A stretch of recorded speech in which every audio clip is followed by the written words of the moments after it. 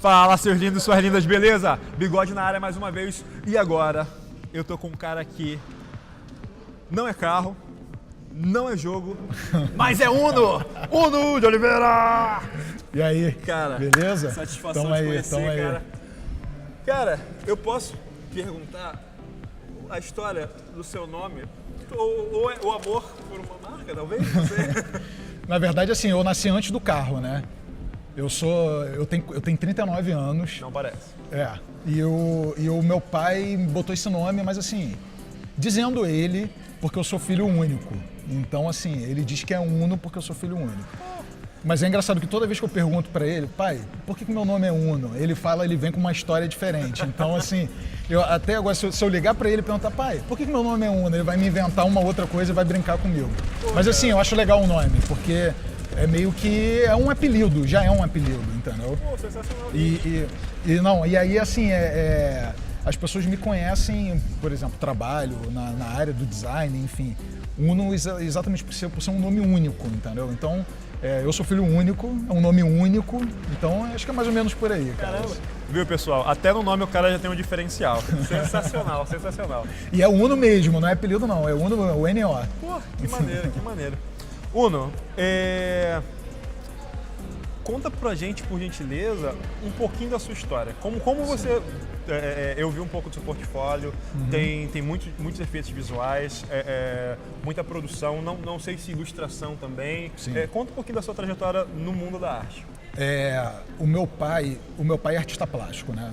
O meu pai ele é arquiteto, formado em arquitetura. Minha mãe, ela trabalha com moda, ela é uma estilista. Então, assim, cara, desde moleque eu tô com lápis, com caneta, com pano, com coisas em volta. Então, assim, eu sempre tive isso, sabe, na minha vida.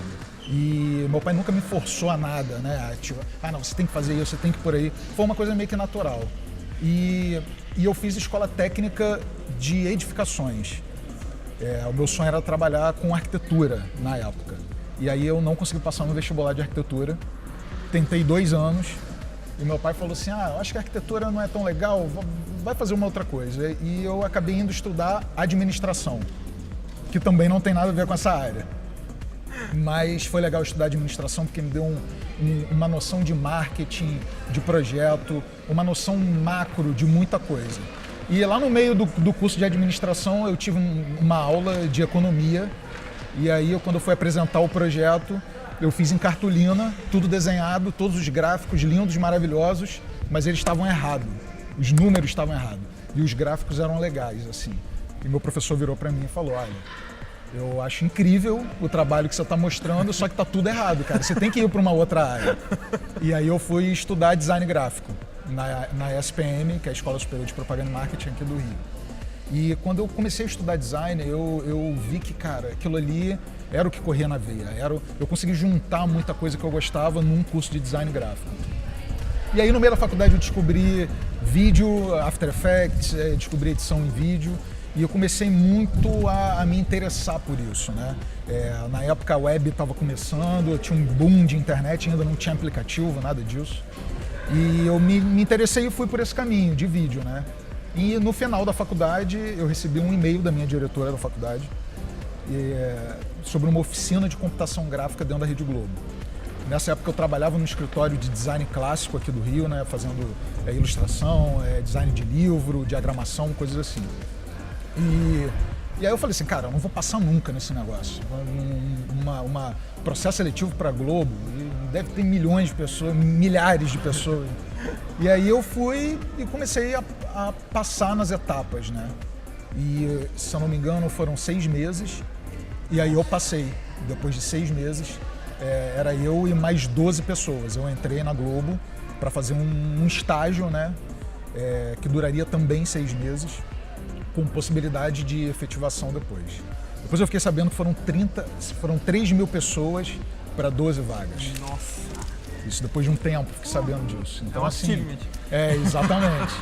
E aí foi isso, cara. Aí eu entrei na Globo, na época como estagiário, gostava de After Effects e tal, eu trabalhei um pouco com motion, mas eu descobri composição de efeitos, né, dentro da Globo. Dentro das coisas que eu poderia trabalhar, tinha composição. E, cara, eu não sabia nem que existia isso. Então eu fui meio que trabalhando com composição, fazendo um recorte de croma, construindo ambientes virtuais, né, coisas desse tipo. E, cara, eu fui evoluindo dentro da empresa e aprendendo novos softwares, novas ferramentas. E foi meio que isso, cara, assim... A partir daí eu sentia num determinado momento que eu precisava estudar um outro tipo de efeito. Eu fui de uma equipe de pesquisa e desenvolvimento dentro da Globo.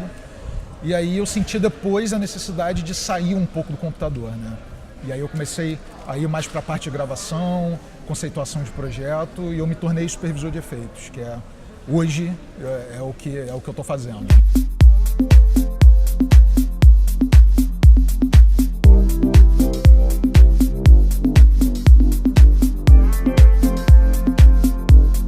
Mais uma vez, a gente percebe o quê? Que a oportunidade está aí para quem está preparado. Sim, porque ela passou em vários aspectos, jamais desmerecendo. Exatamente. Assim, pô, isso de 3 mil para 12 é sensacional. Mas a chance da supervisão, a chance de querer a mais é você buscar estar pronto. Você se preparou muito, você passou por outras áreas, você teve a visão. Sim, com certeza. Né? Não, e é muito importante hoje, por exemplo, como eu atuo como supervisor de efeitos, para você entender exatamente o que significa isso, o supervisor de efeitos é o cara que conceitua os projetos de efeito, né, de computação gráfica. Então, se a gente tem uma série, por exemplo, e a série demanda muita computação, tem muito croma, ambiente virtual, coisas em 3D, simulação de mar, enfim, são zilhões de coisas que podem ter dentro da novela ou série, né? A gente senta com o diretor, o nosso papel é esse, a gente senta com o diretor e viabiliza. Entendeu? Então, se por exemplo tem uma gravação que é para ser em Paris, as pessoas não precisam ir para Paris, a gente grava no Chroma dentro do Projac, entendeu? Então cada vez mais a Globo usa isso, né? E o supervisor de efeitos é isso. Para eu chegar nesse ponto e entender perfeitamente o que fazer, né, dentro dos projetos, é muito importante eu ter passado por isso tudo, ter passado pela faculdade, ter estudado muito isso, e ter ficado bastante na máquina, recortando e fazendo coisas, né? E, enfim, trabalhar ali mesmo no computador, né? Isso é importantíssimo, assim. Cara, que legal. E você tem alguma dica para os nossos alunos? Além, a sua história já é uma dica sensacional, mas que eles possam utilizar para que eles possam ver a possibilidade que a maioria não, perdão, alguns sentem, não é para todo mundo, não é para mim, eu não vou conseguir, quando na verdade não, se eu posso, você pode. Sim, claro. Mas basta você se dedicar. Qual a dica que você passaria para os nossos alunos? Olha, a dica, eu acho que a principal dica é você continuar estudando.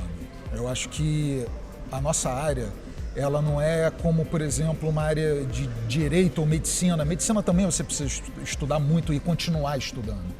Mas a evolução da computação gráfica está muito relacionada à evolução dos computadores. Então, cada vez mais os softwares evoluem, os processos evoluem.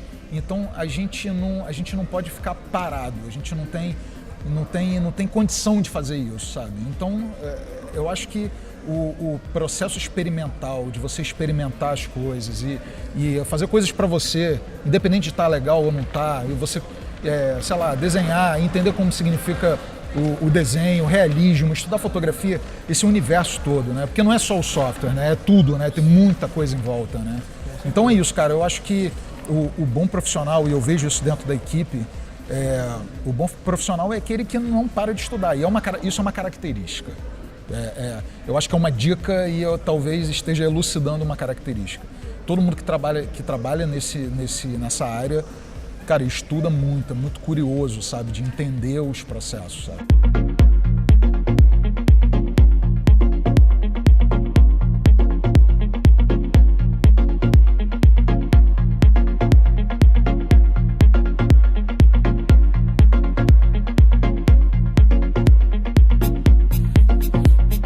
Cara, fala um pouquinho dos trabalhos, porque eu tava vendo Avenida Brasil, Cordão Encantado, Velho Chico, cara, viu o seu portfólio, o que mais você fez lá, cara? O que a gente pode falar? Cara, eu conheço, cara, pô, foi você!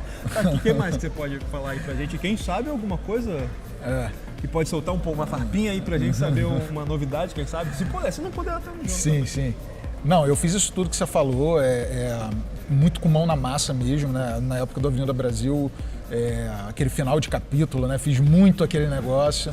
Eu e meus amigos, a gente comprou pizza, comprou refrigerante, comprou pipoca e fomos assistir na minha casa, a gente se reuniu pra você uma noção. E nós não éramos de novela, então, pô, obrigado. Foi um dia sensacional.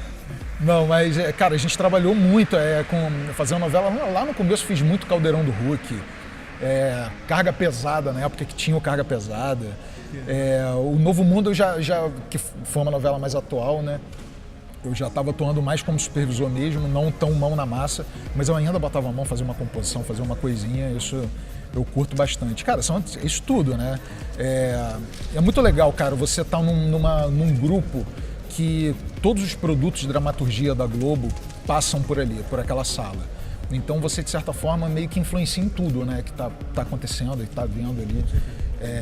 Atualmente eu estou migrando para um outro cargo dentro da equipe, eu sou supervisor do Ilha de Ferro, que é uma série que vai entrar no ar agora, que tem muita computação gráfica, já dando um preview aí.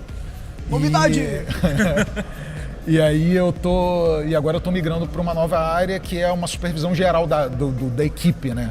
Então eu vou estar um pouco com um olhar um pouco mais de cima, não tão focado em um produto só, mas mais olhando e cuidando de tudo, né? De todos os produtos da Globo, assim. Puta desafio, parabéns, porque caramba. É um desafio enorme. E eu tô muito feliz, tô ao mesmo tempo assustado e muito afim de fazer, mas é incrível, sabe? Você olhar a trajetória e ver que eu passei por isso tudo para chegar nesse ponto, é incrível. Merecimento e conquista, sim. São ambos. E dentro do cenário, dentro do evento, eu sei que você já ouviu um pouquinho lá dentro.